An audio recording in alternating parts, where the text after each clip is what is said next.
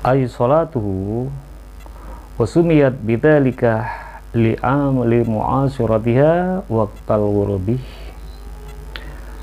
Asyar yaitu dengan maksud sholat asar disebut sholat asar. Kenapa sholat asar disebut dengan sholat asar? Karena pelaksanaannya itu mendekat pada waktu terbenamnya matahari, makanya itu disebut dengan sholat asar. Assalamualaikum warahmatullahi wabarakatuh. Selamat berjumpa lagi bersama saya Dai Handsome. Pada kali ini kita akan sharing kepada Anda tentang kelanjutan dari sholat yang sebelumnya. Namun sebelumnya saya mohon dukungannya kepada yang belum subscribe, silahkan di subscribe, insya Allah sangat bermanfaat. Bagi teman-teman yang penasaran seperti apa tutorialnya, yuk kita tonton videonya sampai selesai dan ikuti saya terus. Bismillahirrahmanirrahim. Wal asru ay salatuhu wa sumiyat bidzalika li mu'asyiratiha waqtal ghurubih. Asyar yaitu dengan maksud sholat asar disebut sholat asar. Kenapa sholat asar disebut dengan sholat asar? Karena pelaksanaannya itu mendekat pada waktu terbenamnya matahari, makanya itu disebut dengan sholat asar. Kapan waktunya? Wa awwal waqtiha asyadatu ala dhillil mithli. Permulaan waktunya, sedangkan permulaan waktunya adalah mulai dari bertambahnya bayangan dari ukuran bendanya. Jadi kalau sudah ukuran bendanya itu sudah bertambah, maka waktu sholat asar itu ada. Walil ashri khamsatu awqatin ahaduha waqtul fadilah wa huwa fi'luha awwalal waqti. Sholat asar itu memiliki 5 waktu. Kapan itu? Yang pertama itu adalah waktu fadilah. Waktu fadilah itu sholat asar itu dikerjakan di awal waktu. Itu namanya waktu yang fadilah. Sholat asar itu harus dikerjakan di awal waktu. Wasani al-ikhtiyaru wa asyara lahul musannifu biqaulihi. Yang kedua adalah waktu ikhtiar, yaitu waktu ini yang telah diisyarahkan dengan ucapan beliau musannif, wa akhiruhu fil ihtiyari ila dhillil mithli. Akhir waktu sholat asar itu di dalam waktu ikhtiar adalah hingga ukuran bayang-bayang itu 2 kali lipat dari ukuran bendanya. Itu namanya waktu ikhtiar. Watsalitsu waqtul jawazi wa asyara lahu biqaulihi. Sedangkan waktu yang ketiga yaitu waktu jawaz. Apa itu jawaz? Waktu ini yang telah diisyarahkan oleh musannif dengan ucapan beliau, wa fil jawazi ila ghurubis syamsi.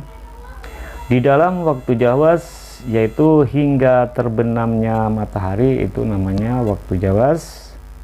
Warabi'u waktu jawazin bila karahatin wa huwa min masirid dhilli mithlaini ilal asfari. Yang keempat, waktu yang keempat adalah waktu jawaz tanpa disertai hukum makruh. Kapan itu? Yaitu sejak ukuran bayang-bayang 2 kali lipat dari ukuran bendanya hingga waktu asfar, atau hingga waktu remang-remang, atau hingga waktu kuningnya matahari. Wal khamisu waktu tahrimin wa huwa ta'khirun ila ayyabqa minal waqti ma la yashauha. Sedangkan waktu yang kelima dari sholat asar itu adalah waktu haram. Kapan waktu haram itu? Yaitu ketika mengakhirkan pelaksanaan sholat asar hingga waktu yang tersisa tidak cukup untuk melaksanakan sholat asar. Kalau waktunya sudah tidak cukup untuk melaksanakan sholat asar, maka itu adalah waktu yang haram. Itu waktu sholat asar. Dan sekarang waktu sholat maghrib. Wal maghribu ay sholatuha wa sumiyat bidzalika li fi'liha waqtal ghurubi. Yang ketiga adalah sholat maghrib. Sholat yang ketiga itu adalah sholat maghrib. Maksudnya sholat maghrib itu disebut dengan sholat maghrib. Kenapa sholat maghrib kok disebut dengan sholat maghrib? Karena pelaksanaannya dikerjakan saat terbenamnya matahari, makanya disebut dengan sholat maghrib. Wa waqtuha wahidun wa huwa ghurubus syamsi ay bi jami'i farsiha wa la yadurru syi'a'un ba'duh. Waktu sholat maghrib itu yaitu hanya satu saja.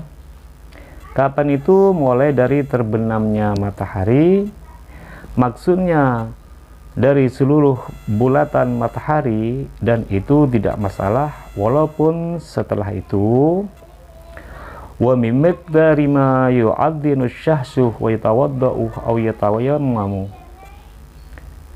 wa yasturul auratah wa yusalli khamsah rak'atin. Masih terlihat sorotannya, sinarnya, dan kira-kira waktu itu yang cukup bagi seorang untuk melaksanakan adzan, untuk melaksanakan wudhu, untuk melaksanakan tayammum, untuk menutup aurat, atau untuk iqamah sholat, dan sholat untuk melakukan 5 sholat rakaat. Wa qawluhu bimigdarin, perkataan musannif ketika kadar waktu itu di atas sudah habis, maka waktu sholat maghrib itu sudah tidak ada, artinya sudah keluar. Dan ini adalah pendapat kaul yang baru dari Imam As-Syafi'i. Anna waqtaha yamtaddu ila maghribi syafaqil ahmari. Sedang pendapat dari kaul yang qadim, kaul yang dulu, yang diunggulkan oleh Imam An-Nawawi, sesungguhnya waktu sholat maghrib itu memanjang hingga terbenamnya mega merah. Jadi kalau sudah mega merah itu sudah terbenam, maka waktu dari sholat maghrib itu sudah habis. Referensi ini diambil dari kitab Fathul Qorib Al-Mujid Shahifah 13, dan tunggu saja selanjutnya di episode yang akan datang. Oke, itu saja dari saya, semoga bermanfaat. Kalau video ini memang bermanfaat, silahkan di like dan di subscribe dan dibagikan kepada teman-teman. Insya Allah bermanfaat juga, supaya mendapat manfaatnya juga seperti itu. Oke teman-teman, itu saja, cukup sekian dulu dari saya. Apabila ada bacaan-bacaan atau pemahaman-pemahaman yang kurang pas, saya mohon maaf, dan tunggu saja di episode selanjutnya. Akhir kata, ihdinas shiratal mustaqim. Assalamualaikum warahmatullahi wabarakatuh.